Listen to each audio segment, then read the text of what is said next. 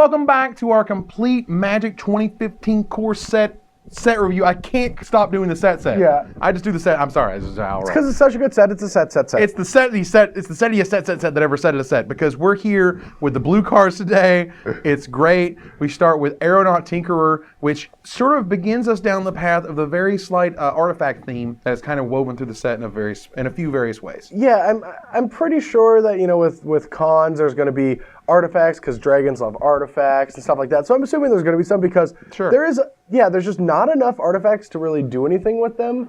I mean, there's a few, and there's a few that do like some silly stuff, and I think there's the armory artifact that I really like a lot, where you pay 2 mana and give a creature +1/+0. Yeah, that card's really cool. That card's really sweet, and if you have any sort of random artifact, this guy gets better. But just as a 3 mana 2/3, the Hurlu Minotaur of the world, it's fine. It's an okay card. It's fine. Once it gets flying, it's a lot better. You're gonna want to have artifacts when playing this card. Yeah, you're gonna want to, but it's not one of those things where it's like, I can't play it because I don't have an artifact. That's true. You know what I mean? Like, it's not unplayable because you don't have a synergy. But you can't play an artifact if you don't have a Tinker. That's right. That's wrong. That's totally wrong. We're just playing. But no constructed uses. However, in limited, it is a fine blue card for us to kick it off with. Yep. All right. Aether Spouts is a monster limited bomb.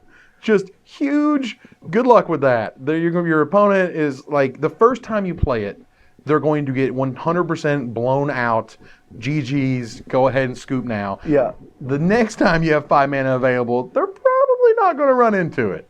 Not that hard, I'd hope. Yeah, it's an interesting one. Not putting them all in the hands is really cool, especially because it's such a blowout. Like, if you get a couple creatures, usually when it's like, Aetherize, put them in their hand, they just replay them. But here, they have to put them all on top of their library, and that's just really awkward. So they're kind of skipping their draws. Yeah. Right? But not really. You know what I mean? Like, you're drawing gas for sure, but you kind of know exactly what kind of gas you got and how far you're behind. If they, you played something, all their guys didn't have evasion, you play a guy with evasion, now they're stuck for 2 or 3 turns drawing, not, something that can't block it, almost guaranteed. And we've seen Azura's Charm, and that card was very powerful, and no one liked putting a card on top of their library, so this card is pretty cool. This card is very, very powerful. I don't know if it's going to see in constructed play. I think it's kind of iffy. Certainly not in the world with Supreme Verdict in it right now.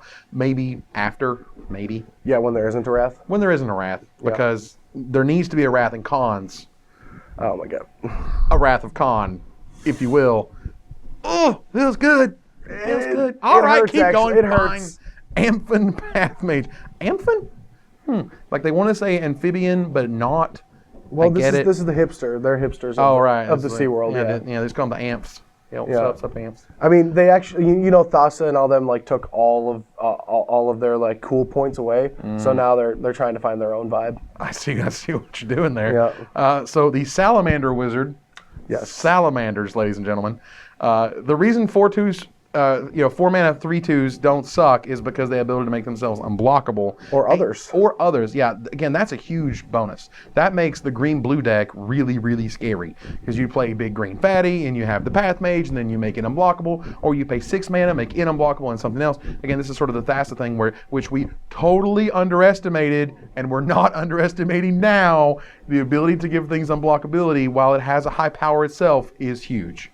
Yeah, this card is going to be great and limited. I mean, even if it has to trade early, it's fine, because these are the kind of cards that, once the game gets to a point, can win you the game. But it doesn't mean that you should overvalue this ability. Yeah. Like, block with it if you need to, or attack with it.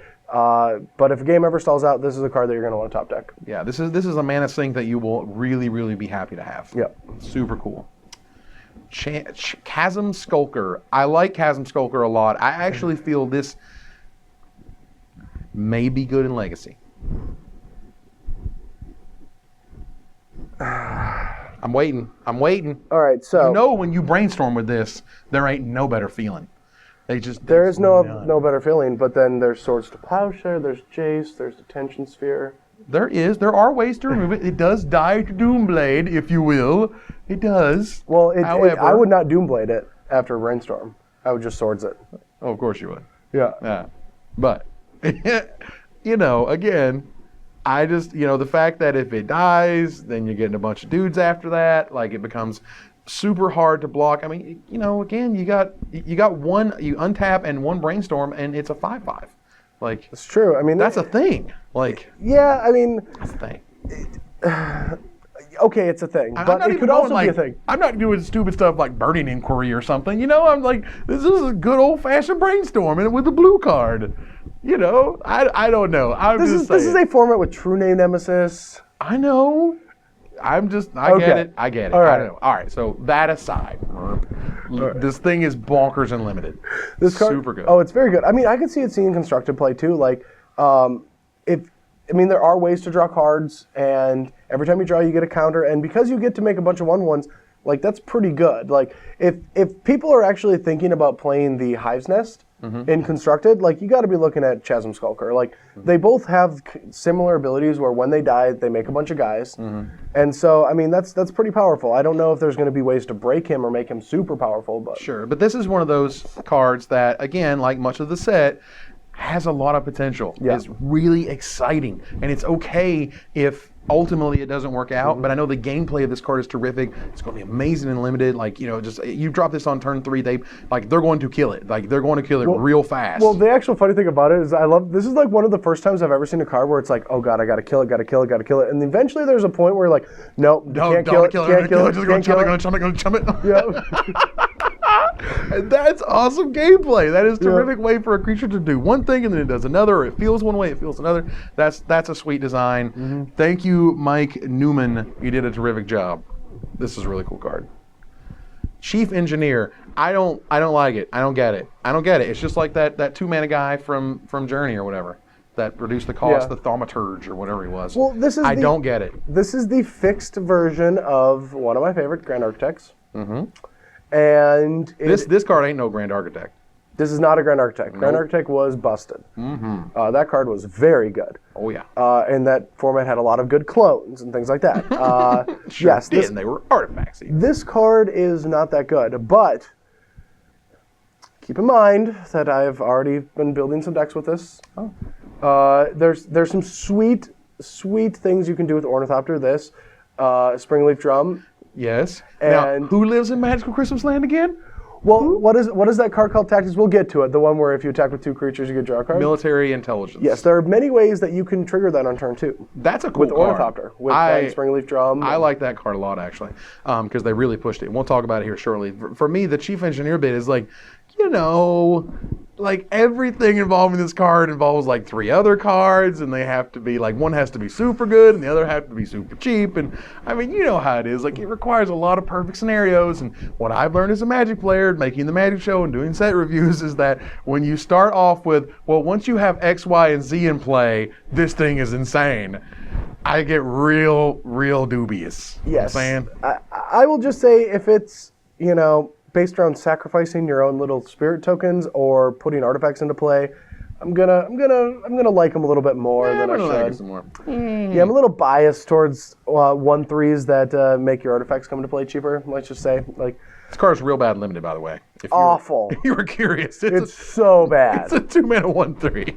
You board it in if every creature in your opponent's deck is just a grizzly bear, and then it just bounces off them. It's not good. Don't go towards it limited. You're drafting it to rare draft it for your constructed deck that you have a Magical Christmas Land scenario where this card will be a 10-cent rare or whatever. It's just like, you know, if I have 4 Ornithopters and this guy and whatever, I can solo New Phyrexia on turn 2 or something. Like, it's silly. It's okay. It's just that silly. sounds amazing. Of course it does, but that's Magical Christmas Land. Everything sounds amazing there. Plus, you need 5 Ornithopters.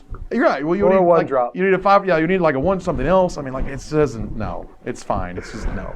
It's cool. I like the fact that it's very exciting. It reads very exciting. Yeah. It makes people go like, oh my god, now I can do this and that and the other. But it always is X, Y, and Z have to happen before great amazing things. And it's not even that good. It just makes things cheaper, but you have to have creatures. Right. Yeah. So, whatever. Chrono Stutter. There's a reason this is 6 mana, by the way. It's because it's a huge freaking blowout. Like, super huge. Like, it was bad enough to put it on top of their library, but put it second from the top. It's just that nice little dagger twist. Yeah. Just twist it in there. I mean, it's good. We've seen, what was it, the Giant from the last set? I can't remember its name. The 5/6 white creature. Put it as far below the amount of planes that you have. Yep. And the ability to put things like below just the top card is way more powerful. It acts more like a removal spell. And this card will act like a removal spell if you can get the game over in the next 2 turns. Right. And you can get rid of that creature that is causing you a lot of problems. So I do like it, and I mean, I don't think you're going to want multiples, and 2 to the bottom means that it's more of an aggressive card than a controlling card, in my opinion. If it was 3, or 2 from the bottom, or 2 from the top, or 3 from the top, Right. then I'd see it being more of a control card. But this is just going to be a tempo play that like the blue-white skies decks are going to love. Yeah, I mean, you're kind of only going to want 1. Like, it's so expensive. If you have like 2 in your opening hand with this thing, you're going to feel terrible. And just so you know, time is everything. You don't have a lot of it. This guy. Coral Barrier. There's not a lot of walls. I think this is the only wall in blue, but I'll take the one that gives me another dude. Yeah, I mean, it's a 2/4 wall. A 2 power, 4 toughness for 3 mana. Yeah. But they split it up. And anytime you take any stat like that and split it, it's always better than if it were just 1. You always have more options. One of the other 1/2 can, of course, attack. You can hold back with 1 and attack with the other, of course, because it's as defender. Like there's good things this card is doing. This is the type of card you'll want when you're going all skies and you need something to come up the ground. Yeah, or just more sky creatures and try to race. Yeah. I don't think this card is that great. Getting 2 bodies is cool, but 1 can attack, 1 can't. I'm not going to pick this over anything with evasion. I'm not going to pick this over any other card. You lie. I know. Don't lie to me. Next up is Diffusion Sliver. Now, this guy is pretty bad. I don't like this card much at all. Yeah, it's what was the one that gave him all Shroud? Crystalline or Yeah, something? Crystalline Sliver. Yeah. It's no Crystalline Sliver. And this is no Frost Titan. Like, it's really bad late, and early, no one cares enough to kill your 1/1 anyway. Well, Like, I guess if it's all slivers. It protects the other ones No, too. it does. Yeah. I understand that. I'm just saying that, like, by itself, it does very little. Late, it only does a little if you have a huge team that they care about. And if you do, they're normally going to, like, be able to pay the 2 mana because it's late game at that point. I mean, there's a whole host of, like, reasons that this card is kind of strangely underwhelming. Yeah, it's not that great. It just feels like they were looking for this weird ability, and they're like, oh, yeah, Frost Titan, and like, okay. It's fine. It's not, completely preventable. Like, it's not going to protect your slivers forever. So, Right. it's meh. I don't like him. It's not very good in limited, and I don't see a bit of construction for this guy. No. Dissipate, however, is good. I mean, I remember when Dissipate was great when we had Flashback, and right now I was thinking, like, when I saw this card, I was like, is there anything in this format that I'm going to want to play Dissipate over Dissolve? And I can't really think of anything. Scrying is so good. Like, Yeah. the souls have to just start rocking every deck. You know what I mean? Like, back when Titans were, what Titan do you want to play? What Titan deck do you want to play? Like, that's sort of a reason to be able to play this and make sure that they don't get the second ability to trigger. But Scrying is crazy powerful. Yeah, and we see that especially until Sphinx's Revelation rotates out, that you need to dig. The scries like dig you to that card to win the game. So there's nothing that I really care about exiling in this format. No, right now. but again, this is sort of a great. I like the fact that this card exists. I like the fact that one day Theros is going to rotate. We're not going to be able to have the Scry. We'll be able to have the Exile, which is fine. Again, it can hurt. It can come into fight souls if that's like a huge thing, or someone starts playing like the 4 Soul of X or whatever deck.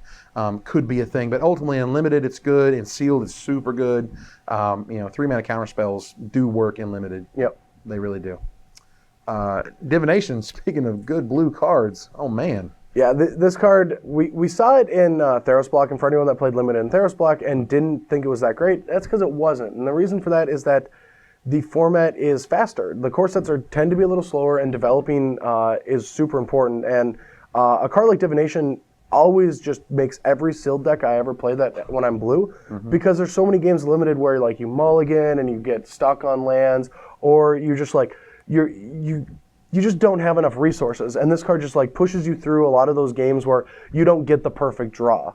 And so 3 mana draw 2s have always been insane in core set. Good. Yeah, but again, it kind of varies. You know what I mean? Like, sometimes it's like, oh my god, I can't wait to play this in every blue limited deck, and then sometimes it's like, I can't play it because my opponent's just going to like run me over. Yeah. Like, I'm going to draw 2 cards, and like, all right, great, I'm going to smash for 9. It's like, well, then you're just losing. So it has. It varies on its goodness based on, I think, the amount of kind of the walls that you have, the amount of defense that you have, the type of deck that you're playing, what you were doing on the curve. Like, this is a very kind of, it's not just an auto slam. It's not an auto include.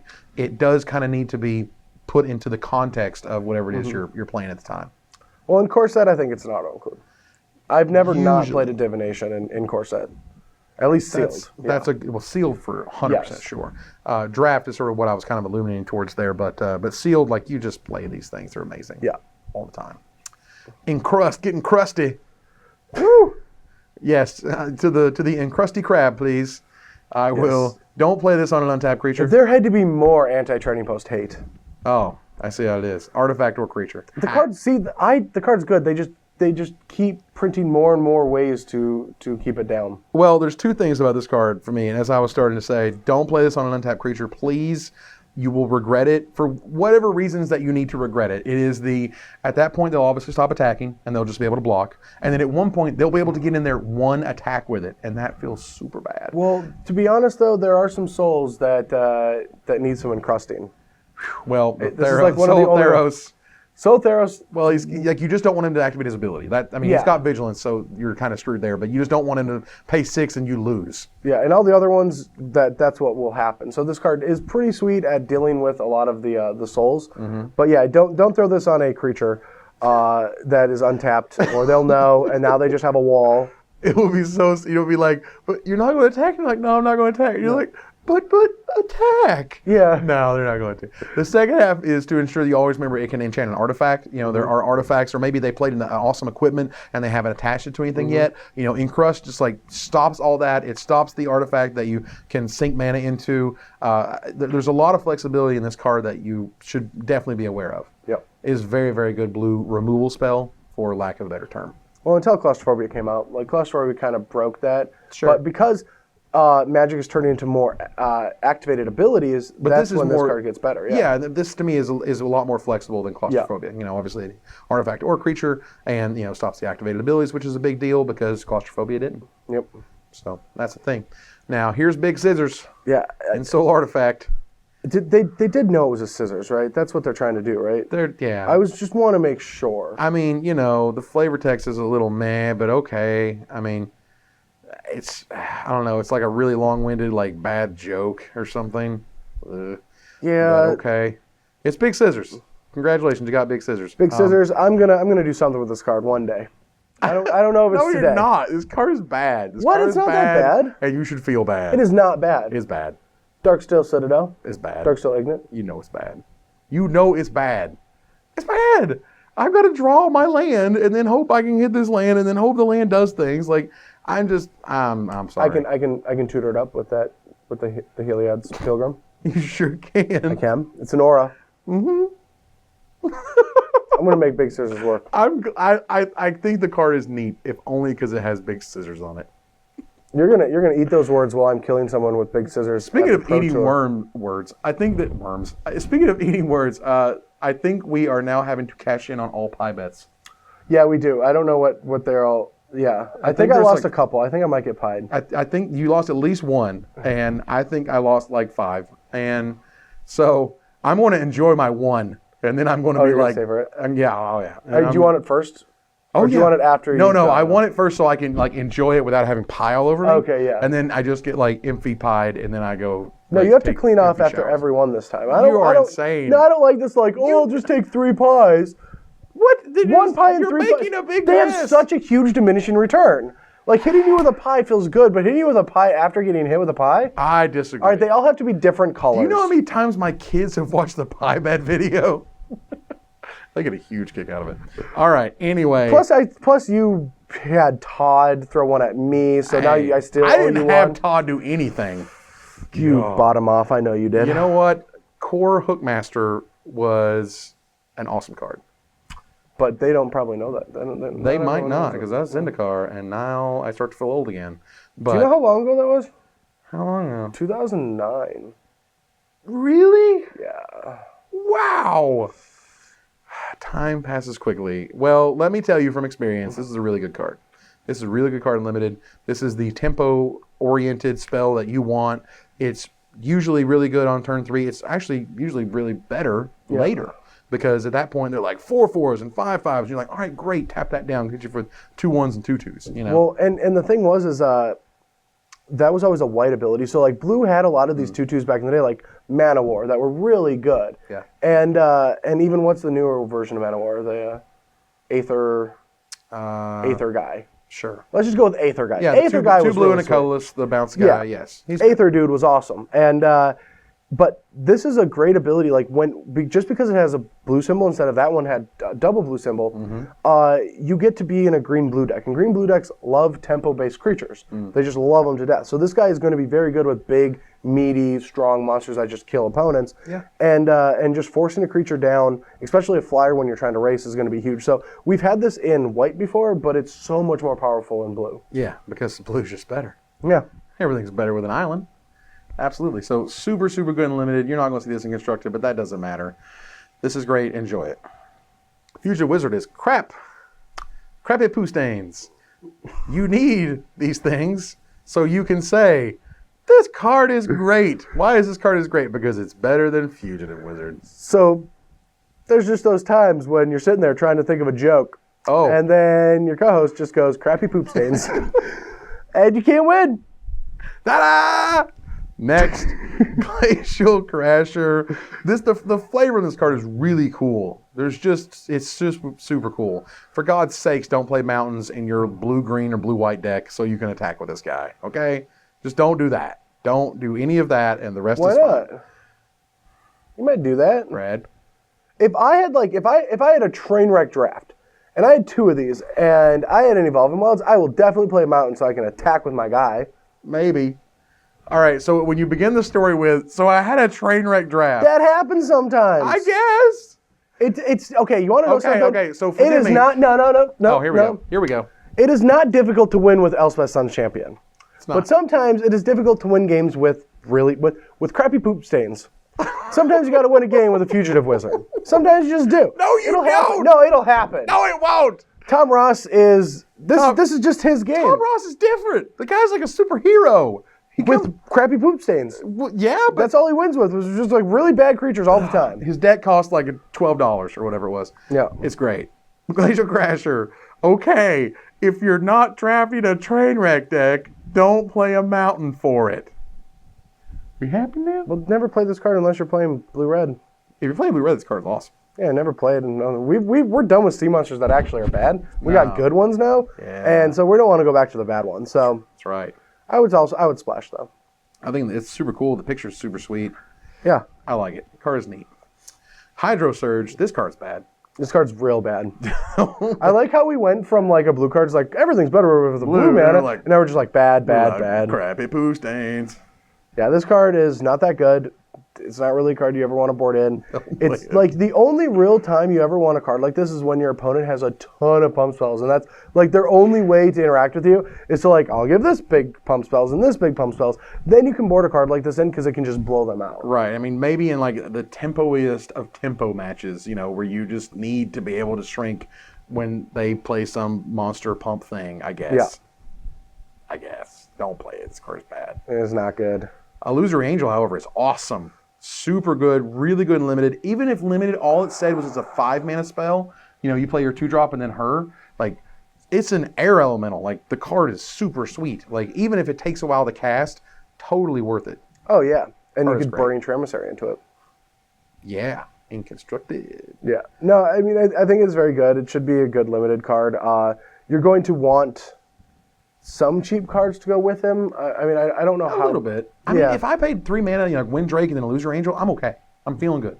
Yeah, but like you don't want to get stuck with like this in your hand not doing much either. I know, it's really bad late game. There are downsides to this card, don't get me wrong. Well, even in the early game, it just doesn't let you curve, right? Right. Well, I mean, technically. I mean, it's one of those where if you feel this is a 3-drop, I think it's kind of wrong. I think for me, this is a 4-drop or a 5-drop. And a 4-mana, 4/4 flyer is amazing. That has another dude attached with it. Or that you had to, I don't know, however you want to wrap your mind around, it needs another card or whatever. But for me, I play a Kinspell Skirmisher, pumping my whatever attack, and then I play Illusory Angel and say go, and I have like an incredible board position.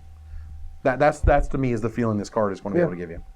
Yeah, I mean it's good. I think it's a build around. It's one of those cards that I'm hesitant of right away until I see what it does. Yeah, I mean it's got to, again, you're going to need some low drops. Don't get me wrong. You can't just, your curve can't start with Well, our Illusory Boomerang Angel. does cost 1, so.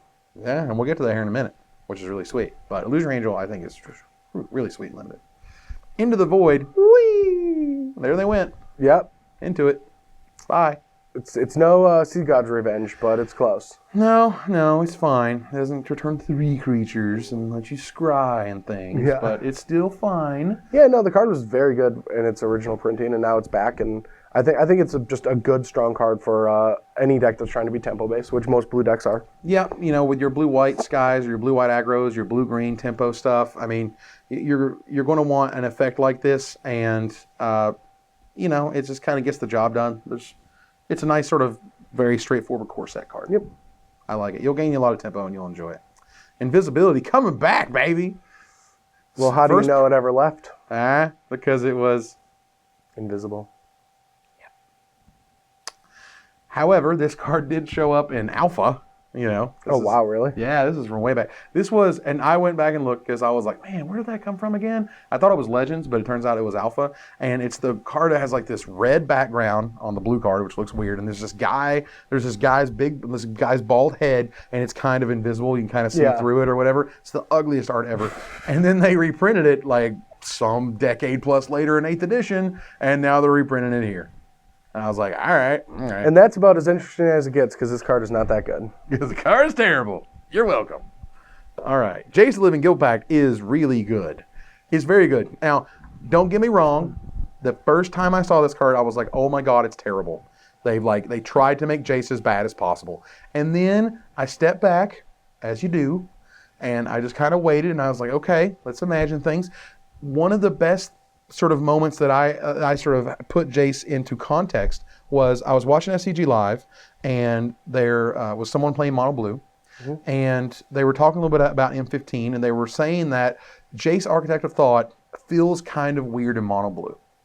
Whereas Living Guildpact works perfectly in Mono Blue because your tempo, you're trying to gain advantage. When you're in situations where you're slamming a Jace, normally if you're slamming this Jace, you're doing more of what you want to do versus like randomly drawing some cards or maybe making their team a little bit smaller. Basically, you would rather return a permanent or smooth out your next draw versus doing either of those things in Mono Blue. That was the context for me where I was like, yeah, man, this card is really sweet. Now, obviously, it has other abilities where you can use a Johnny to try to make it to the ultimate really quickly. The ultimate is like freaking unbeatable and is amazing. This is a great planeswalker for the control mirrors, obviously. Basically, this guy is really good. And I think we've been spoiled by so many good Jaces that when they try to power down Jace just a little bit, everyone's like, oh my God, crap, worst card ever. Can't believe they crapped on Jace. Just don't think it's true. Yeah, I mean, well, I would be really surprised if this card sees a lot of play.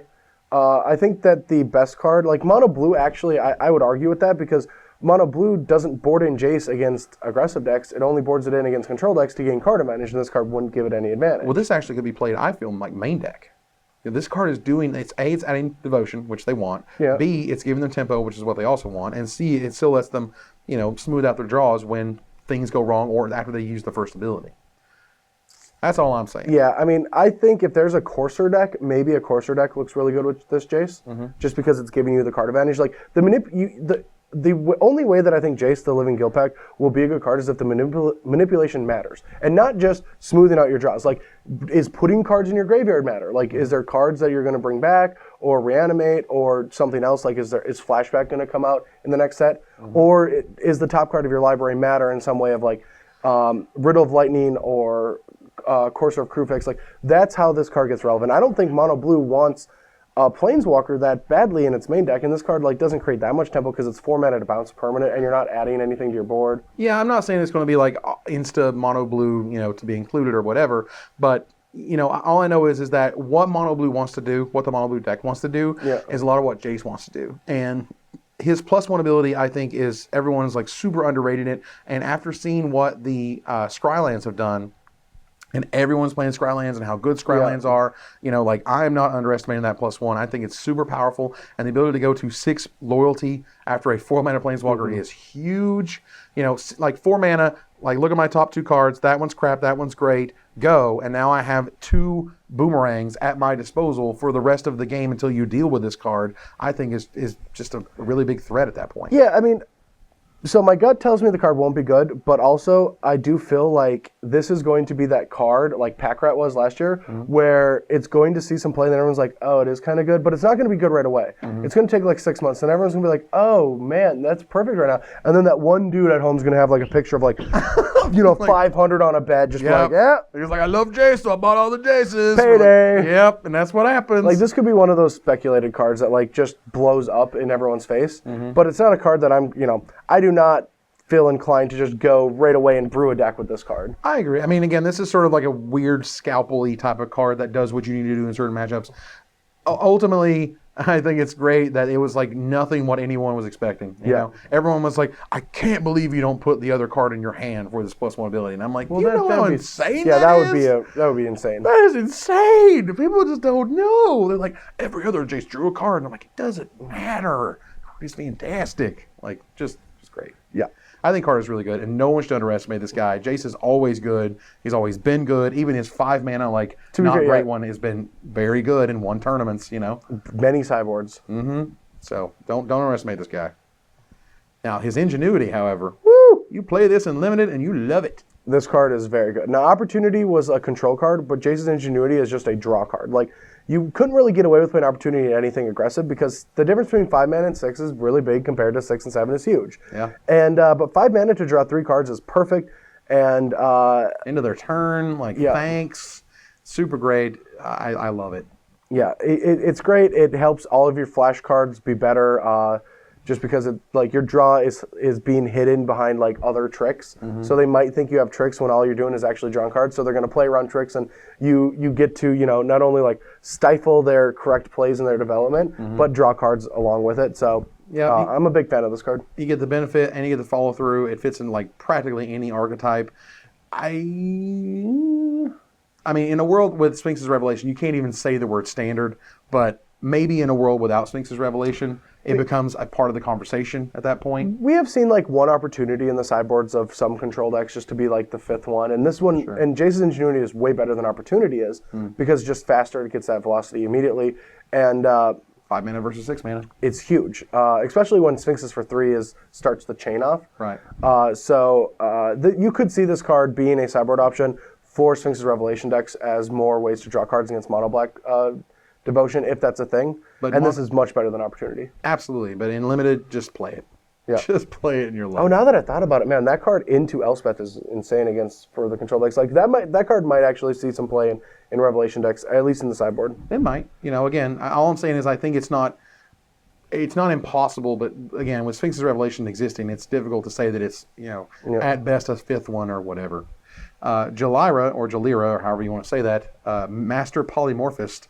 I love the trend, and they've been doing this a lot, and I know they're going to do it again in the future, and I don't blame them for taking old, cool spells and put them on creatures. Yep. We're going to do that a lot. They did that. We're up to multiple dozens by now, right? Yeah, we're definitely. With Time Spiral, they did just infinite of that stuff, and Magus the Moat, and all the other things.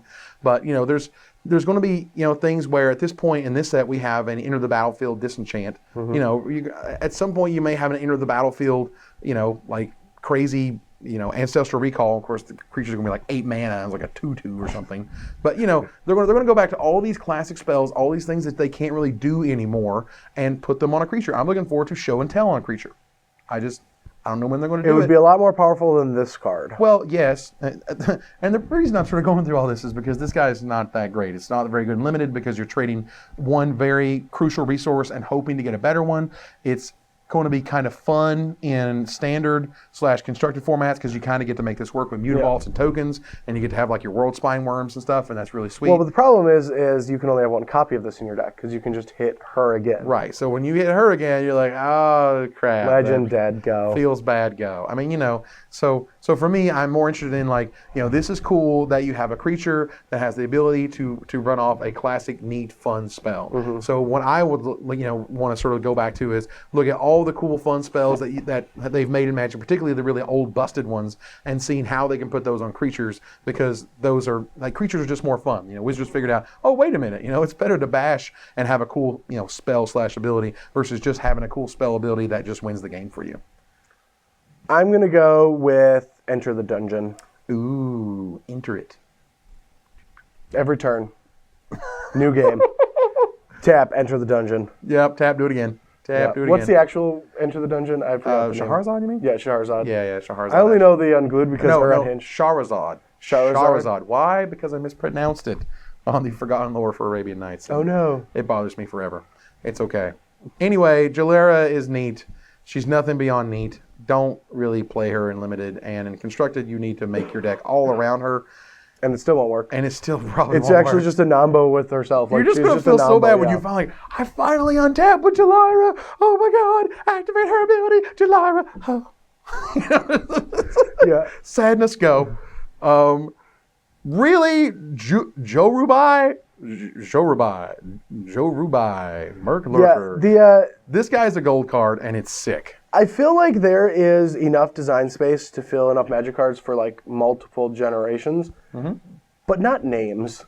The names are getting weird. They're just starting to kind of run out a little bit, getting a little weird, and everyone is somebody something. You know, it's Heliod's Pilgrim. There's Avacyn's Pilgrim. You know what I mean? Like, they're kind of doing this little cyclical, and it's fine, and it's something we notice because A, we have to say them, B, we have to read them, and C, we have to explain them. After so many years in this game, I'm starting to see trends. Like, when I saw the set, I'm like, oh, this is the set where it's not all come into place. So next year, it'll be all the come into place. Right. You know, like, how that works. But, yeah, and it's wonderful how they do, like, and the way that Marrow describes it, kind of like this weird pendulum, you know, I mean, of like, these are all the different good decks, and then it kind of like swings around, and, you know, the weenie decks are good, and then the big, you know, the control decks are good, and then the, you know, the mid-range decks are good. Like, it always kind of keeps rotating. And now, finally, after like a decade of people complaining about it, mono black control is good. You remember when everyone wanted to complained about it? Yeah, and then they're all pissed off. And they're like, every single set, I mean, every one until Theros was, can mono black control do it this time? Yeah. Can mono black control do it that time? And then finally Wizards is like, all right, guys, here's all the tools and thought. There's a deck that's based around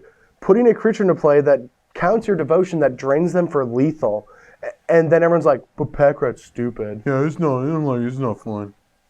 I mean, like, come on, guys. It's mono black control. It's so cool. It's what everyone wanted to happen. Ever since Corrupt happened way back when, you finally got it again on a creature, right? Classic spell on a creature is good. They gave you a Doomblade that kills planeswalkers. Yeah, they do. It was good. So good. Awesome. This card, awesome. Super great. If you're black blue, like, it's a 2/4 that gives all your dudes lifelink essentially with its activated ability. Super great mana sink. Awesome and limited. It's just not that good at all if you're not in black. It's like, if you're not playing, you know, with swamps, it's kind of bad at that point. But if, like, you know, so there's this really big swing of, it's terrible without black. It's amazing when you're playing with swamps. It's just amazing. It's one of those cards that you'll, because of how its ability works, you'll see yourself wanting to splash it when you're playing black as opposed to playing blue. Like, because 1 mana gets it into play, and then it's just a black card after that. Yep. So you might find yourself, like with Evolving Wilds, and Evolving Wilds are very important for this cycle of creature. It's true. That you're going to just want to splash blue, get this into play, and especially because the blue creatures you're not going to want to give lifelink anyway. It's black and probably white or green or something, or red even. Yeah. But this is very worthy of a splash. Yep. Super, super good and limited. Won't see constructed play, but that's okay.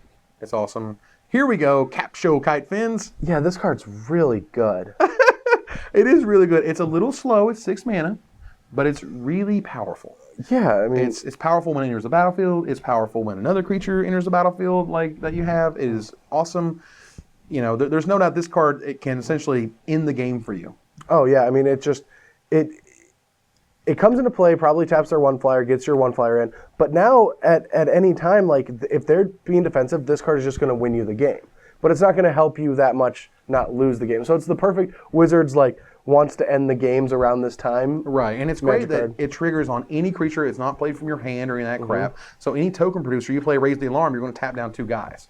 You know, so again, yes, you are on top of the curve. However, every creature you draw thereafter is amazing. Every token producer you make thereafter is amazing. You know, like, there's a lot of possibilities with this card, and there's a reason it costs 6 mana. Yeah. Just gets the game over. It does. Now, this guy, play him in limited. You know what? If he just says nothing after flying, just play him. I mean, yeah, Air Elemental's fine. Air Elemental is terrific. I like mini games, though. The mini game is great. Don't get me wrong. Yeah. I love the mini game. All I'm trying to say at first is, like, it literally doesn't matter what he said after flying, because it's all upside. It's all neat, fun upside, because Air Elementals in limited is brilliant. Yeah, I mean, and the problem with the game though is, like, if you're getting if your opponent is getting hit by a 4/4 flyer, they're gonna just name your card as 4 or more, or 5 or more, because that's the card they don't want you to cast. So you can cast a 2-drop. Yep. I don't really care. Yeah, you got me for your battle mastery or whatever. Well, Yeah. don't play battle mastery, because then they'll put on the bastard predicaments. But it doesn't matter. You don't want any more big drops after that. Yeah, you don't just want to be afraid of some random 7-drop that your opponent might be able to just kill you with. Like, it's just not worth the risk. Like, so I mean, of course, it's a leveling game. You don't want to give them free value, but Right. mostly, I will always be naming 5 or more is what you're going to put into play, just out of fear of just straight up losing the game if that's what happens. Super cool. I love the idea of, it's the Sphinx and it's telling you this riddle and you got to get the riddle right. I mean, there's a lot of really cool flavor around this card. At its core stats, it's a limited all-star. And limited all-star plus cool ability means always play it always. Yeah. Super cool. Probably non-constructed. It's just too gimmicky. Again, they will always name 4 or less actually with Planeswalkers. That would be way more interesting. It would be. Mercurial Pretender, I got this incorrect in the Magic Show. Just want to really quickly back up. Sakashima the Imposter was what did this in Kamigawa block, and it was only 4 mana, not 5 mana. It was a legend, but it did have the 4 mana return it back to your hand, and I love that card. There's even Sakashima Student from Plane Chase, but this card does have a precedent already. It can't copy your opponent's stuff. And so I was really excited about this card, and then I saw you control, and I was like, oh crap. Yeah, that's just weird. It's just not as good. It's still good, okay? It's still good. It's still playable and limited.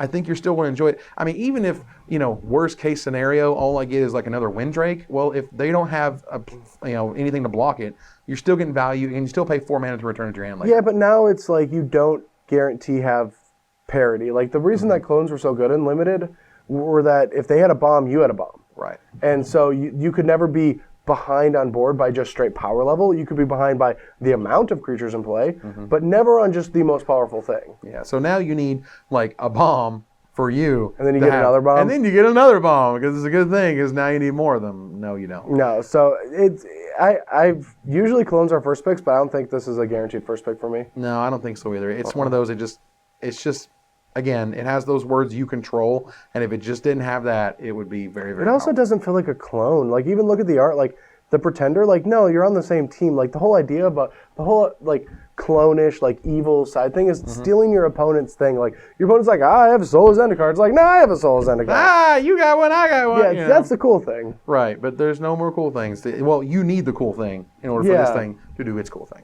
Yep, not into it. Not great. Military Intelligence, however... Push. Now, this is a mono blue card, right? This is a card that mono blue players are... I think so. Are they not rejoicing? I haven't heard a lot of talk about this, but it seems so good. It seems really powerful. Especially with Mutavault and Standard still, and all the flyers. Like, you have so many one-drop flyers that now this and Binding of Thassa both make really good. Wow. I mean, you're going Cloudfin Raptor, and then you're going into, play Mutavault, and then play...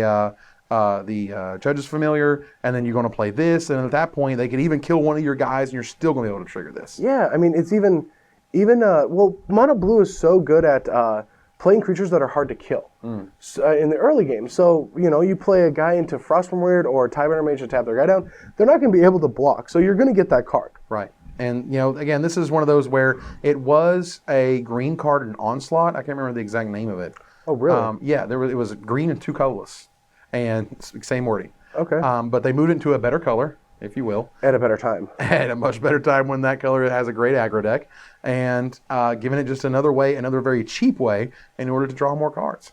Yeah, that's crazy. This card is really sweet. In Limited, I think you can fire this off really easily, particularly in Blue-White Skies and Blue-Green Tempo. The ability to attack with, your 1/1 dork that you don't care if it dies because you're drawing a card, go for it. And then you play another guy, and now you keep attacking. Right. So, you have high toughness creatures or whatever, or you have little 1/1 dorks that are it's so late in the game, they're never going to affect it, You're like, I got military intelligence and I need to find my bomb. Like, let's go, Or you can just go turn 1, Springleaf Drum, Ornithopter, play a Cloudfin, and then next turn, you can play this and attack for 0 and draw a card. Yes! Actual 0. Actual zeros, but card advantage. Yep. Yeah. Not really, because you got Ornithopters in your deck. And then you draw one and you're like, Yeah. Sadness. Mind Sculpt, well, it's bad. It's not as bad as gaining 8 life. Let's just say that. No, gaining life's actually worse. Yeah, it's pretty weird how that works. Yeah, this card can actually win the game if it goes stupid late and you're in some weird control mirror and you got multiple mind sculpts and there's 24 packs open in a draft. Someone's having a mind sculpt. Going to get the 4 mind sculpts. Yeah, you only need to do. You just think of it this way: everyone starts with 33 cards in their deck after they draw their 7, and that means you're going to have to cast 5 of these before by turn 5, and they deck. Yeah. And then they sideboard in like 10 cards and you lose. No. That's awkward. Yeah. I mean, like what's going to happen? Like, what's the perfect scenario? is you play a bunch of walls. You have your wall of essences. You have the coral barrier thing or whatever that makes a 1/1. You have a bunch of things that slow down the board, and then you're finally like, yay, milieu, and maybe you got like the grind clock or whatever it was. Yeah, grind clock's the one that you need for this card. Yeah, you know what I mean? Like there's that theme, and that's kind of a cool thing. And there's always like these really super fringy things that you can do in draft. Like once you've become like so jaded on the format, like I've drafted this thing 40 times, it's like, all right, I'll draft the mill deck. That's an angle. By default, it's Terabad. And when in doubt, you can always just like hate draft these things randomly. Yeah, it's just cards like this end up giving like the 1 out of 10 drafts, like the mill guy can make finals or win. It's cool, but It's a great story. It's a great story, but don't think like if you see one of these 8th, it's like, oh, that's a signal, I got to get in. Man, I'm in on the mill deck. Let's do this. Don't do that. Don't do that. Negate. Negate has been very good since what? It originally was in Lorwyn, right? I think that was the first time. Maybe. Might have been before that. I think Lorwyn was the first time we saw Negate. Because of Planeswalkers. We wanted more ways to kill Planeswalkers. And ever since, it's been an awesome staple in every format ever. It's even good and limited because, like... It really is. It stops their Planeswalkers, it stops their removal. And a lot of even creatures with, like, Convoke. Like, there's creatures that are, like, ways to put in creatures that are just, like, spells in this format. There's a lot of tokens, so... I'm happy to try to raise the alarm for a Negate, like, all day. Yeah, I'd wait it out for, like, one of their bonkers cards. I mean, I'm not, like, on the turn 2, but, what I mean, like, late in the game, things can happen, combo can get scary. All I'm saying is Negate is a playable card in Limited. It's even better in Sealed because it's going to stop their, like, sealed... huge bomby spell type stuff. But removal. But basically just going to stop removal. And that's all it really needs to do. And it's done its job. Yeah, no, this card's very good. Don't play a bunch of them. Only play like, one. Yeah. And bring in like another one if they have a ton of spells. Yeah, or unless they're pump spells. Usually all my tricks, I want one of a bunch of different variety of them. You don't want to flood on these kind of cards. Yeah, you don't want 2 of these and then you like slam down some huge monster and you're like, God, if this was anything else, yada, yada, yada. Nimbus of the Isles, 5-mana 3/3s. It's a snid. It's fine. I mean, you look at the other things, like all the other 3-power flyers are uncommon. And so you never really look at the stats in a vacuum of flyers. You have to look at how the flyers are in a set. Because if it's the biggest creature, you got to pay more mana for it. Yep, you really do. It's one of the bigger flyers. There are. I mean, there's the Illusory Angel who can be bigger by default, but you have to jump through a hoop, This one's like, no hoops. 3/3 flyer, we're cool. Just put them into play. I mean, it's good. It's playable. You're going to play it almost every time. It's hard to have too many 5-mana 3/3 flyers because they're always good. Like, I'm happy to have 5-mana 3/3 flyers. Yep. They're high fives. And Paragon of Gathering Mists. Ooh. Yeah, this one's the flying one, and flying is one of the best abilities of all time. It is. Now, if it just didn't say blue creature, it would be bazonkers. Because then you could have these big green fatties, and you can pump the fatties up in the air, and then get them blah, blah, blah. And that's great, and Christmas Land and so on and so forth. But, just on the surface, it's, beyond Hall of Triumph, has there been a blue crusade? I don't think all so. The blue creatures? No, I'm just trying to rattle my brain here, but I'm like, all right. I mean, again. There's been lords, but this is the first lord that just is like, I just care about blue creatures, not a creature type, not merfolk or whatever. Yeah. But when we just passed. Oh, Grand Architect. Grand Architect, yes. There you go. Yep. Very nice. Well, you have Nimbus of the Isles, which is your 5-mana 3/3, and then there's a Paragon that'll make it a 5-mana 4/4. At that point, it's an arrow middle, and at that point, it's awesome. So any early aggro dudes, particularly evasive ones, with Paragon is good. All the Paragons to me seem really good. They seem good, but they seem like when players start early with them, they want to try to draft monocolored, so that they make draft unique. And I think I like that these exist for the fact that it changes up how we're going to draft. And I don't know exactly what it's going to be like. Who knows? Maybe they're just ignored, or maybe a lot of people are just trying to force multicolor decks. And there isn't a lot of, like it's a core set, so there's no multicolor cards, so it's not forcing us into a lot of different colors. But it's interesting. So I don't know what these are going to do to Limited, but they could do very unique things. Absolutely. So I'm excited to see the Paragons. I do also enjoy how it, if you get this super early, you're like, you might take the blue creature over something else, even if it's a little bit worse because of the synergy. If you get two of these things, you're almost like, I'm just mono blue. Like, whatever blue card, yeah. Just show it to me and it's blue and I'll take it. And that provides a really interesting sort of push and pull to these cards. And we'll see this basically every time we go over Paragon. It's like, oh man, the green one will look into this, that, and the other. But if you draft a bunch of red guys, all of a sudden it's not as good. So really interesting dynamics on these cards. Peel from Reality, there's a ton of bounce in blue. Yeah. There's just a ton. There's Into the Void, and then there's this, and then there's the other one. Like, there's just like infinite bounce your guys, bounce your guys, bounce your guys. Put your guy two from the top. And all that but crap. Peel is one of a kind, and it's a very powerful. Not only does it work with come into play effects, but just as an anti-removal spell, like it turns a way to protect your guys from removal spells into a huge tempo play for you. Like they tap out to kill something, and you bounce your guy and theirs. And then all of a sudden they can't replay it, and you saved your guy, so you basically negated their spell. I mean, it's huge when they're like alpha striking, and you block with some guy, and then you're able to bounce the guy that blocked and bounce their best attacker. I mean, like there's just so many different ways you can slice and dice Peel from Reality. It's super good, super powerful.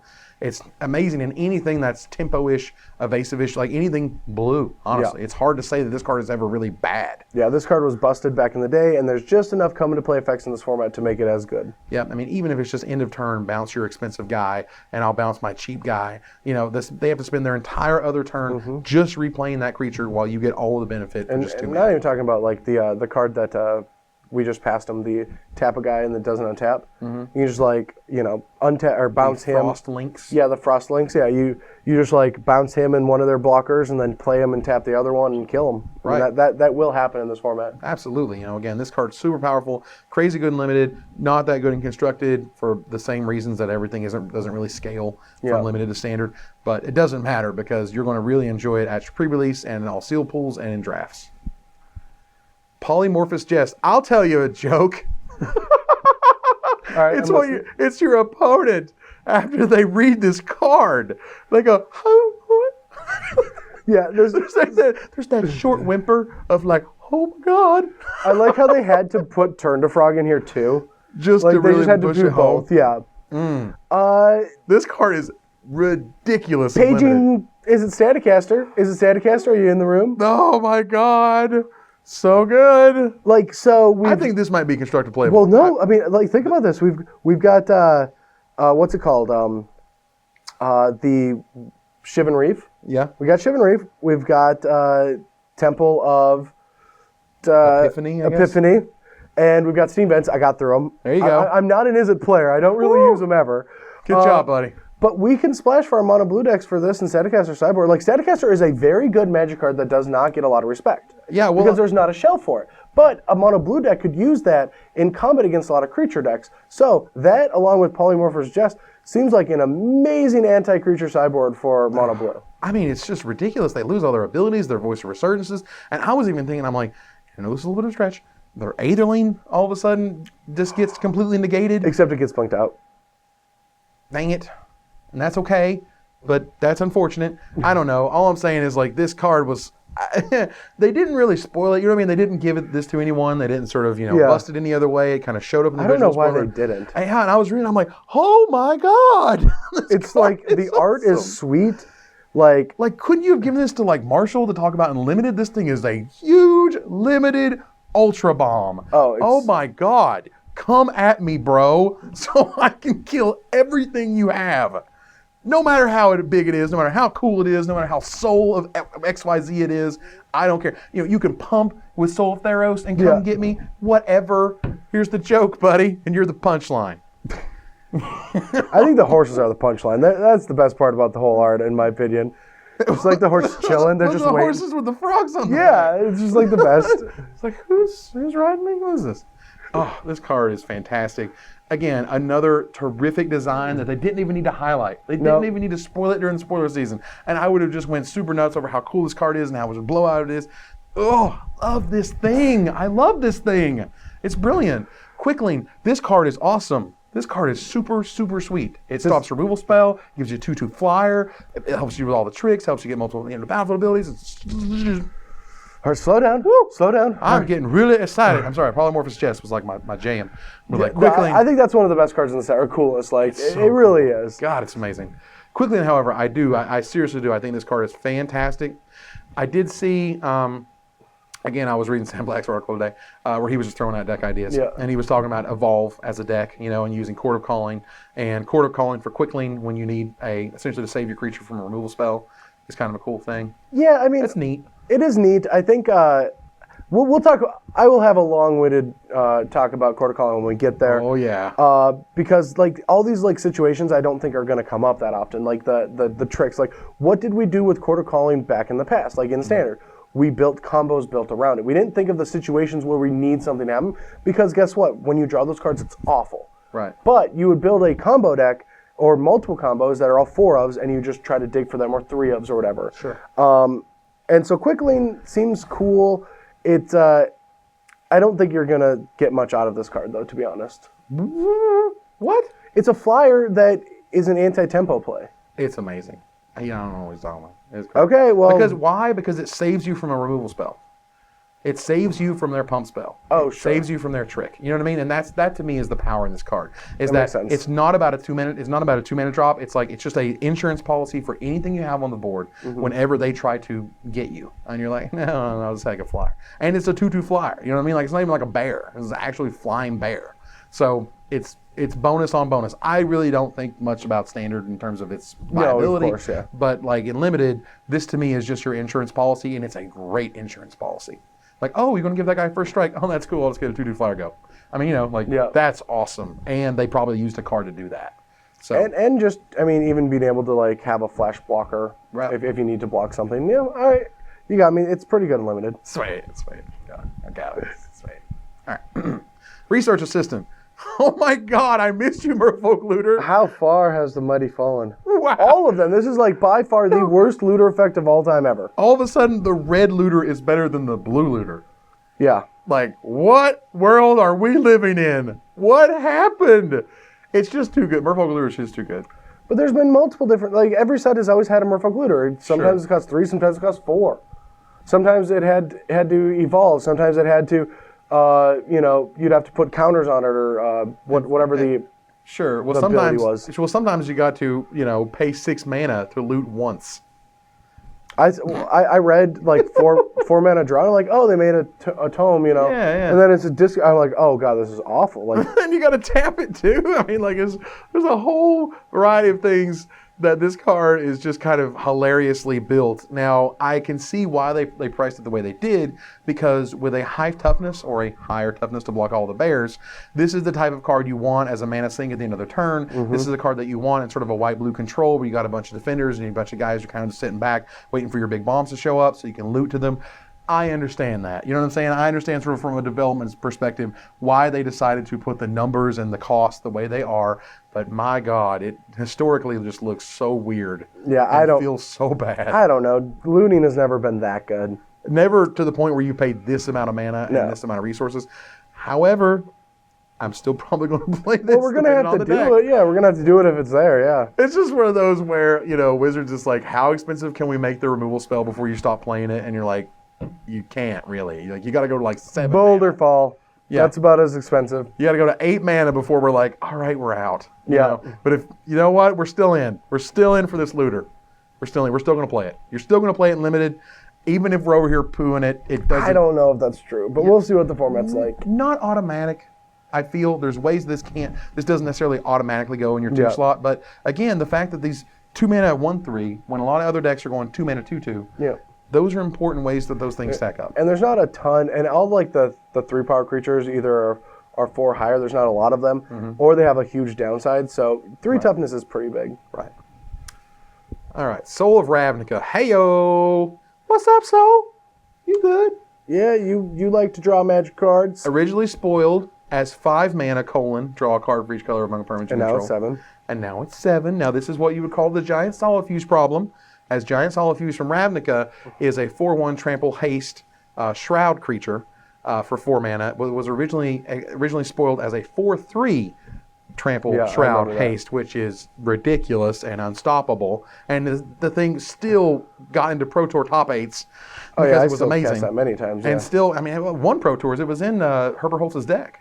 It was Gruul Aggro. It once was nicknamed. It was probably the best nickname I've ever seen in a card ever by yours truly, Captain Tickles. Captain Tickles.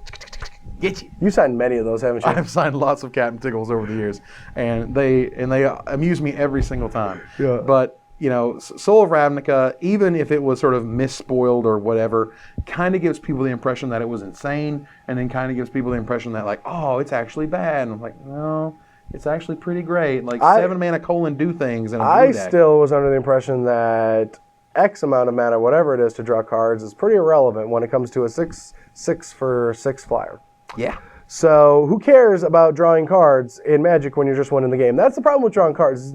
You don't need to draw cards if your opponent's dead. But I like drawing cards. Yeah, but you do not get to, you literally do not get to have your cake and eat it too when it comes to killing your opponent. Whatever. On the last turn you could be like, I'll draw 2 cards and then kill you. Yay, I did something relevant. Ah, I got you. See, I got more cards. I still had all these. And then they tapped their 3 creatures and Devouring Light and killed you. But you still had all those. You still had all those. That was what was important. And you still do have all them because you were greedy and you wanted to draw 2 cards for no reason. Yeah, you did. This is a huge flying bomb. It is monstrously huge bomb. And drawing cards in Standard is not relevant until Sphinx's Revelation leaves. So this card isn't even close to the spectrum of argument in Standard. No. And in Limited, it's a 6/6 for 6 flyer. So I don't really care what its text box says. It's just a huge flyer and it's fine. For God's sake, if you're in blue, you play. This is a card where you go like, I should probably play blue. This just, it puts you in blue. You open this and then you're a blue player. Yeah, you're like, all right, we're blue. It's fine. It doesn't. Yeah. And even if you 7 mana drew 1 at the end of their turn, you just drew a card for free on your huge flying monster. Don't you ever complain about that. Yeah, you got to pay 4 mana to loot now. 6 mana or 7 mana to draw cards. Fine. Comparisons, ladies and gentlemen. Statute of Denial. What's up, loot? Yeah, it's so weird. They try to make 4 mana counterspells not just be terrible. That's kind of what they try to do. You know they should just make them terrible. The next one they make is just like, well, they can't give you dismiss. They can't give you dismiss back. Why not? Because it's too good, and that's the problem. Well, that's what this is doing. This is the line right there where you're not drawing a card, you're just filtering, but filtering is still pretty good. You're only filtering if you have a blue creature. I understand that. I'm just saying that like at optimal setting, which is you have a blue creature, this is as close to dismiss as they can make it. I am pretty sure that if they just made dismiss, except for the fact that you had to have a blue creature to draw a card, it would be totally fine and still not see any play. Probably. Yeah. That's sure where I was Dismiss is, dismiss is different. That is a control card that creates velocity and creates card advantage, and you don't have to play stupid blue creatures to make it good. Yeah. I'm fine with it. It's okay. fine. It's not going to see any play. Don't worry about it. And this is one of those, if you don't have a Dissipate and you're playing sealed and you need a way to stop their bombs, this is fine. Depending on your curve and what you're working with, you might main deck it or bring it in from the sideboard after they show you something ridiculous. I consider cards like this to deal with their bombs like, 8 out of 10 times there's just going to be a self-fulfilling prophecy where you have this in your hand so you don't get on the board, so you have to counter some stupid thing, but now you're behind, so then their bomb is even better than it was before, and you have no chance to kill them. Or it's rough. Yeah, the only time is like when you have everything's going well, like you force them to play their bomb into the counterspell, but that never really happens. So again, that's one of those. I'm going to bring it in. I'm going to counter their Soul of Ravnica or their Soul of Theros or whatever, and you're waiting on it. You know what I mean? Yep. You're waiting. You got this 4 mana up, and you can't do anything with it because the instant you put the shields down, they go huge Avatar. You lose, and instead of a removal spell or a way to win the game, it's a counterspell. Exactly. So there's proactive and there's reactive, and sometimes there's bad reactive. So use this very sparingly at best. Stormtide Leviathan is too friggin' expensive for limited. It just is. I tried it. I was there. I mean, even when you're like, oh my God, finally, the 8th land, go. And then they have something with flying and you lose. Sometimes. The other times, I've seen this card win a lot of games. I think it's fine. I mean, it's eight. Really expensive. 8 is a ton. 8 is a ton of mana. Seriously, it's a lot. The only way to actually make 8 mana work is to have Jace's Ingenuities and Divinations and ways to slow the game down, because you can't get there on just the resources alone that Magic provides you. You need more resources than that. You need to draw extra cards. You need to be able to have mana ramp from green, or you need to be able to draw me extra cards from blue. Yeah, even mana ramp doesn't tend to work that well, because you just need the extra resources. Because you need to interact with your opponent, and you need to also have this card and 8 lands and still not have died yet. Right. You can tell it's a huge, bomby creature. When you play it, it's going to change the game and warp the game around it and so on and so forth. But sometimes it's too late. Or sometimes you just, it just is the worst feeling when this guy's in your opening hand. You basically just mulligan to 6. That is so, it just hurts me every time when I get some huge bomb and I draw my opening hand and I feel terrible, and the rest of your hand's good. You mold to 6 with some weird bonus at that point. But when it works, man, it works really good, but it doesn't work all the time. So this is my, Magical Christmas Land with this card. Oh, here we go. Is to board in a blue card that'll win me the game because my lands now become blue. If I'm in a matchup where I can only lose to this card, or that's their game plan, and you just board in some blue card that wins the game once they cast this card. Wow, dude, you've gone so deep. Oh, I know, like a control magic. I have no way to beat this card, but I have a control magic. I mean, do you even see the light? You've gone so deep. Are you it's just not in that the deep. darkness? It's not that deep. Sounds like it. Turn to frog. Like a turn to frog. You turn into frog and then block it. Oh my God! Yeah, and you brought this into your green-red deck just in case they resolve Storm Breath Leviathan, Storm Tide Leviathan. Yeah. Jeez. Okay. This card is terrific and limited. This is an auto play. Play it every time. It's a great trick. It stops their pump spells. Not technically, they become base power and toughness, which is a great word, by the way. Base is a great word. Adding base to Turn to Frog is great because of things like any pump effects or any enchantments. That's not part of their base. That's not part of the layer. Effects. Or anthem effects. Yeah. Yep. Base is just alone. So it's way easier because there used to be this card called Mirror Weave. And there also used to be layering that didn't make any sense. And so back in the day, I'm not going to lie, I had arguments with head judges about how my cards work. Oh my God. And it happened because cards were weird. But now, just saying base helps the newer players with how this works. It's just it becomes a 1/1, but all the other things don't get affected. All the other things on top of it, like an enchantment on it, still works, and an anthem from your paragon still works, and all that stuff still happens. But it doesn't matter because turning anything into a 1/1 with no other abilities is great. Yeah, but forcing us to use the word base. Now, I love that. That's what Wizards did, is it makes that part of the conversation. Now, we're going to have to explain that no matter what. There's no way that a new player getting turned to the frog with a giant growth effect on the stack is not going to they're going to have to ask the question. But forcing us to use the word base just gets it in the head right away. And they're going to have to explain who the base belongs to. Because all of it belongs to us. All the base belongs to us. All of your base. Can we drop the base right now? Aw! Because we dropped the joke. Oh, we did. Might as well drop the base with it. Woo! All right. Void Snare. I thought this was a reprint. I looked this up. I was like, this has to be a reprint. It sounds so familiar. There's Spell Snare, and there's Void something or others, but there's no Void Snare. So, okay. See, we didn't have to use some weird word that was made up. Right. Except in weird 6-mana flyers or whatever. But Void Snare, very interesting to me in that Drew Levin was now a Burning Wish player can go get a bounce spell.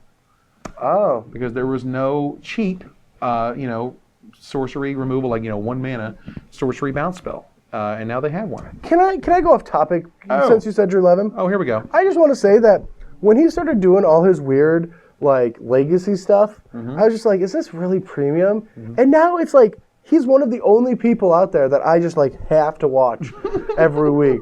Just do the weirdest stuff in Legacy. Yeah. And he just gets destroyed every week. He is just Magic's punching bag, and we all love watching it. Just love watching it. Just go out in the fray. Come back and we'll mend your bruises. Yeah. What was he doing the other day? He was just the weirdest stuff. Just, I don't know. Go watch him if you don't. He just does. He's just the goofball now, and he pretty much will try everything in Legacy. He will. So, and this, he thinks might be able to get there in a sideboard or so. Well, this is actually pretty good. But this is a really good card, limited. And it's so weird. It probably won't ever see standard play, but because it has this really strange interaction with a sort of a tutor, it might see play in legacy or older formats. Cost is everything in those formats, and 1 mana is crucial. But for yourself, in terms of M15 limited, this is tempo. This is all about they went huge bomb, and you went no thanks, attack. That's what this guy does. This is the closest to a time walk that you're probably going to be able to see. Bounce spells, yeah. I mean, what was it called? The silent something. It had flashback. It was 1 mana sorcery, unsummon. Yeah, unsummon and then 5 to unsummon again. Yeah, because it had flashback, it was really powerful. But this card doesn't. But the set has a lot of card advantage for blue. Like it has Jace's Ingenuity and Divination built into the set. So this card is going to go hand in hand with those card advantage spells. Like you're going to want a lot of these if you have a lot of card advantage, and you can build a different game plan around those cards. So that kind of breaks the mold of just needing creatures and attacking with them. Right. But you're not going to want to play a ton of this if you are just trying to beat down your opponent, because you don't want to flood on it. Yeah, this is one of those you don't really want 2 or 3 in your hand or anything. But, the more sort of controlling you are, the better this gets, because what you're trying to do is lengthen out the game so you can play your long or your big mana stuff, essentially. And this is what lets you do that. So, Wall of Frost, that's a heck of a wall. Pretty sure it showed up in M10 for the first time. And in Game of Thrones. Oh, yeah. Except there's like weird ice zombies on the other side or something. I mean, there's probably, we don't know what's on the other side. You don't know. That could be like the Black Watch or whatever. The Black Watch. Is that what they're called? Night's Watch. Night's Watch, thanks. You're welcome. Look, I haven't seen Game of Thrones in a while. I couldn't get past the Red Wedding. You haven't watched any further? Any further. I couldn't. They just killed a bunch of people I like.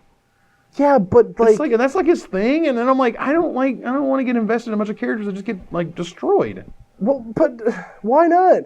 Why not? Because emotional investment. The payoff is to just watch the Lannisters get theirs. Like from episode 1, you're just like, those guys are dicks.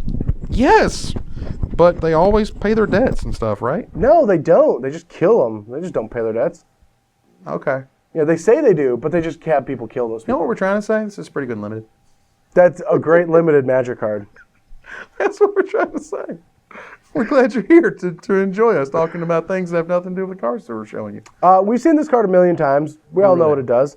It is very good at blocking things, and divinations and all that go hand in hand with this card. This is, if you're playing the control deck, or the Skies deck, then you want something to gum up the ground you want something to make the game last longer at this. It's got a huge amount of toughness, so it's going to block almost everything, even big, huge green creatures, and the end. Yep. This is the same song and dance we've had many times in the set review. If you want to go back and watch us talk about Wall of Frost. What goes well with Wall of Frost? Welcome turn. Welcome turn. Because not only does it fly over your Wall of Frost, it flies over theirs and hits them. The best blue limited card, in my opinion, because this card is amazing. I want 2 or 3 of this in my opening hand. It's amazing. You're just going to win that game. Yeah, you just play a lot of these. Like this format isn't that fast. There's a lot of smaller ground creatures. The green creatures aren't even that impressive. They're fine. We'll get to them. Yeah. But you don't see them racing this card that well, and there's not a lot of great removal spells for a ton of flyers. So this is the best to start off the chain of playing creatures. Yep. I do think that's interesting is like one of the more aggressive 3 powered is the colorless white one, the Geist, which it's really tough to go blue into double white all the time. Right. But we're going to see that. We're going to see that mana base try to exist a lot in this format. For sure. You had a welcome turn into the Geist guy, like, oh my God. Like, good luck losing at that point, honestly. That's somewhere they have to have, like, some sort of pyroclasm-ish, 1 damage to this, 1 damage to that effect or whatever. Well, there is one of those. Yeah, it's like Circle of Flame. I don't remember what it's called. Yeah, that card's ridiculously good. Yeah, it's sometimes very good. It's like the sweetest Caltrops ever. Yeah, and it kills every blue frog. Yeah, it does. That's the joke. Yeah. The punchline. But Welcome Turn is great. a bomb. I mean, it is really. It's like a really good limited card. It's so good. Don't think that you want to block with this ever. So. Oh, good Lord, just don't. If you're doing that, you're losing anyway. Yeah. Like, just Welcome Turn was meant to turn sideways. Welcome Turn them sideways. Yeah. You deserve it. That was probably the best joke we've made so far. So far.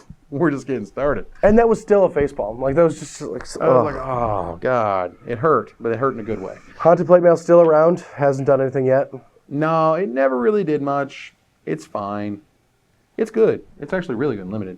Is it? It is, yeah. I mean, 4 mana that basically becomes a 4/4. Like, sweet.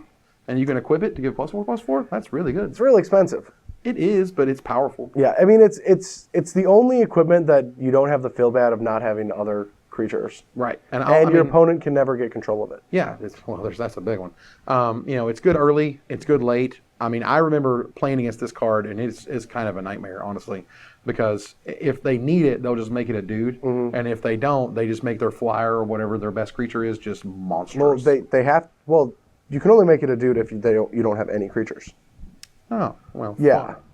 It would be insane. Yeah, this card would have seen a ton of play if it was just a 4/4/4 that survived Supreme Verdict. Fair enough. Well, But, yeah. either way, it always made their creatures insane, and I always got smashed by it. So Yeah. enjoy it. It's worth it, and it doesn't have some weird drawback like give it to your opponent. So Yes. no standard, but really good and limited. Hot Soup. My God, they made a magic card called Hot Soup. And it's the only Magic card that I can think of that lets me make Seinfeld jokes. Yeah. Yeah, it's the only one. Go ahead. There's no soup for you. There you go. Ladies and gentlemen, late 90s humor. If I didn't have such a thing in my got throat, a thing? You got a thing. I got a thing. He's Yeah. verklempt. I don't know what it is. Maybe it was from screaming about the set too much earlier before the set review. Yeah. Hot Soup, guys. It's actually a pretty good artifact. It's not that it's bad, and the flavor is certainly there. You can taste the soup. Yeah. What's the joke from again? I can't remember. Is this a real thing? It's from something. I know that I was told the story about where the lore came from. I'm sure, they It's from I think it's from Lord of the Rings. Okay. This is the Lord of the Rings guy.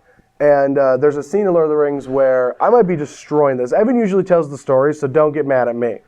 But listen. there's a scene where somebody hits the guy holding the soup and it pours over everyone and hurts a bunch of people around him. Huh. There's a guy carrying soup in the middle of the war, and Because that's what you do. I'm pretty sure Okay. at least 13% that this is correct. Okay. That this is this is where it comes from. 13. All right. I do believe that he wrote Lord of the Rings, or directed it, or produced it, or maybe acted in it, or was an extra.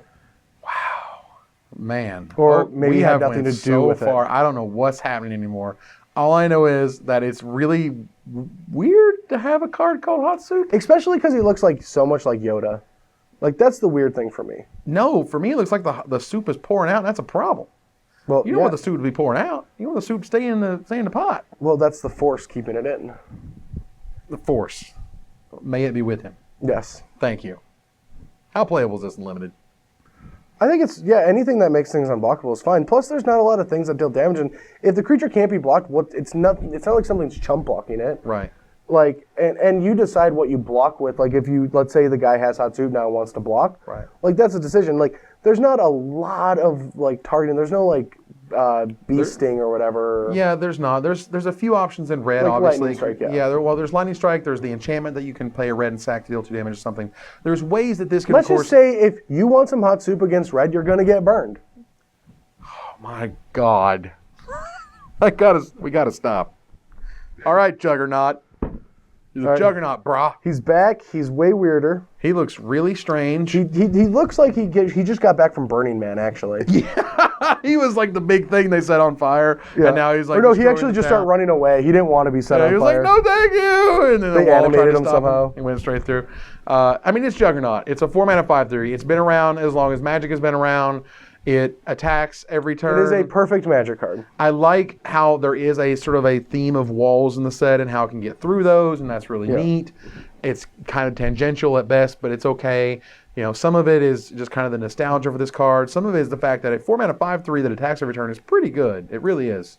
Yeah, I mean, it's a perfect Magic card. I consider this Giant Girl, Giant Spider, Sarah Angel.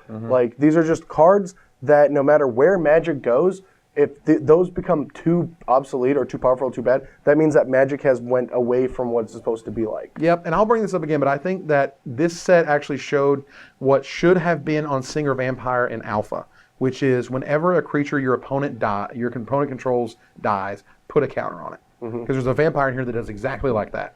And that to me, I was like, oh, that's exactly what Singer Vampire should have been. Is he a vampire? Yeah. Because Omnixilus is a vampire? That's on Omnixilus, right? that is Omnixilus, and I think there was another one, though. Either way, Okay. it might not have been a vampire. It doesn't matter. The point is, it would have been the perfect Singer Vampire ability. Yeah. Because I played back in the day, this was like 3rd edition, 4th edition, revised in 4th edition. But, Singer Vampire was basically unblockable. No one's ever going to block that guy to give him a counter. Unless you're dying at that point. But if you could use a removal spell and make Singer Vampire bigger, then that would have been really interesting. But that doesn't make any sense, because doesn't he have to be around to suck the blood? And he is doesn't a around. vampire suck the blood? No, he's not. Well, maybe he's like, sucking blood on the way to the graveyard. He's just like a hungry vampire that, like, mid-combat, something dies, and he's like, oh, give me a second. He's like, I'll take some of that. Yeah. Thanks. Don't let it go to waste. Yeah. I don't know. I've been watching a lot of True Blood. Leave me alone.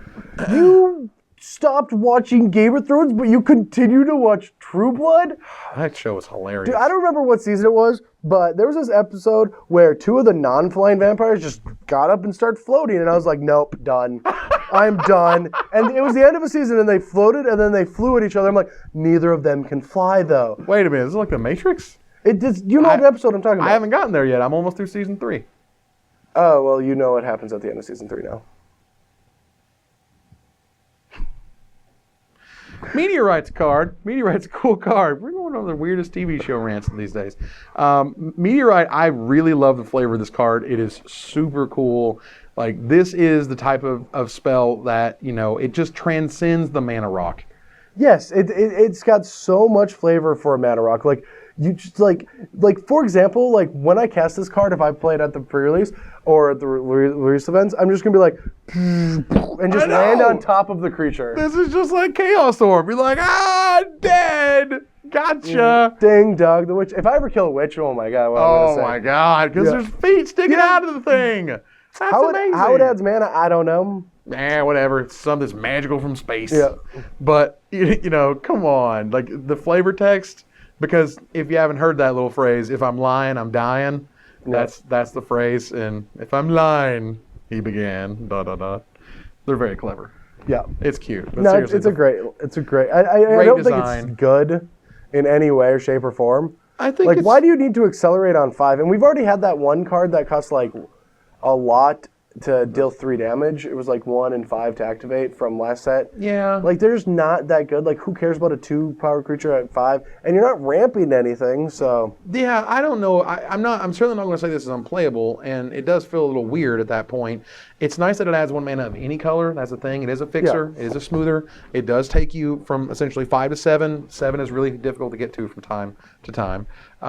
And allows you to splash much better. And it's also kind of a pseudo removal spell. And it does let your ramp be removal to keep up with card advantage. Right. Now, this to me is when you run your 3/3 into their 5/5, Yeah. And then you play 5 and say, kill it, you go, and then you get your free mana out of it. So this to me is a good card, but you don't want to run a bunch of them because they don't sort of stack very They're well. uncommon, so you won't even have the opportunity to. There you go. You'll just see one and be like, that's cool, I'm cool with it, that's sweet. So. And also the fact, before we go to Obelisk of Erd, which is an awesome card, it's also nice that, it's target creature or player. I think that's the thing. Yeah. That's a really nice sort of flexibility. Late in the game, it still does something to your opponent. Obelisk of Erd is awesome. Yes. I actually have already thought of a deck that I want to play Obelisk of Erd in. And that's like the, the mono-white Heliod control decks that people have been trying to build, or the aggro decks. Mono-white Devotion. Like, yeah, mono-white Devotion with Afara or other things. Mm-hmm. I finally think that this is the card, because soldiers, like, you have Raise the Alarms, you have Boros Reckoner, you have Brimaz, Elspeth. Like, there's so many soldiers in that deck that, and your creatures don't need to attack because you're trying to build to a bigger board state. Mm-hmm. So you can just play them and then, like, play this in the mid-game, or tap everything but your Brimaz and then attack with a 5/6 Brimaz and a 3/3 creature. Like, I think that's where this goes. That's now, insane. I do think that that's a real deck. It certainly sounds like one. I mean, I know I've heard people talking about slivers so far, which is another sort of awesome / obvious, this is the best coat of arms ever type feeling. But like, it's super cool. It's like it's a tribal artifact without being a tribal artifact.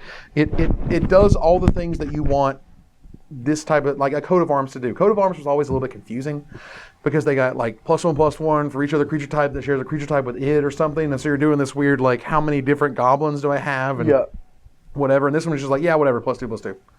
And yeah, it Coat of totally Arms was really complex. It was just kind of confusing. Well, for it's no both real players good, for no real good reason, in my opinion. I mean, it was just weird. But this, to me, is much more straightforward. It works with Convoke. It works with all the tribal stuff. is brilliant. And it's a small thing. I don't think it's that big of a deal. But for right now, with how Theros is so enchantment based and Guard Charm being one of the premium removal spells, it not being able to get Guard Charm is pretty big in my opinion. Is very important. Like Dictate of Heliod and Spear, they can all get hit by Guard Charm, and there are just cards out there that just kill enchantments and not artifacts that are getting played. Right. And this is just gets around that because this is one of the cards that is going to take advantage of most cards being enchantments and not artifacts. Yep. And this is, we're not really sure how much play this is actually going to see in the real world and yada yada. But I can definitely, see Court of Calling and direct. This is a pie bet hand. Oh. This is a. No. Okay. We're both confident that it will see some amount of play. Okay. What I'm saying is, how much will it see? Will it see both play in a soldier deck and a sliver deck? Will it see play in some other deck? We don't even see yet or have imagined yet. But for me, you're going to Court of Calling for Reclamation Sage to kill this thing a lot. Because this thing is going to kill you if you don't. If like this card 5/6 Bremaz that makes a 3/3. That's really powerful. I'm pretty sure Bremaz is a soldier. Yeah, I think so. Yeah. Oh my God, a cat soldier or whatever. Yeah. Oh my God, Obelisk of Ur is amazing. Just another amazing card in this amazing set. Oh my God, I love it. I love it. Staff of the Mind Magus, don't love it. Another amazing Magic card in an amazing Magic set. I'm not talking about it. Shiv and Reef. Are we talking about these? Okay, sweet. So here are all your pain lands. Now, there's two of them. Just two of them. We're going to do two right now. I'm not going to spend a lot of time on the pain lands. I will say that I really appreciated Wizards writing the entire article where they explained why they brought these lands back, why these lands are important, and why when you live in a world without Ravnica Shock lands, enemy color decks need the ability to have an untapped mana source that they can use in their aggro decks.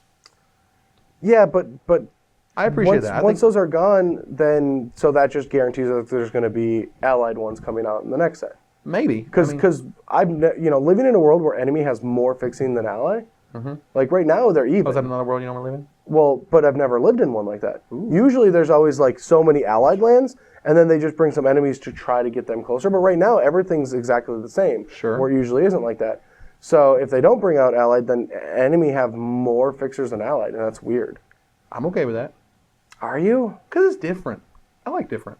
That's true. I dig it. I mean, even though Mono Blue Devotion has taken over the blah blah blah. But all the cards are allied based. Like all the cycles are allied. Sure. Like both cycles in this format, or I guess there's only one for just straight. But they're allied, and I don't really like enemy unless they give us cool enemy cards.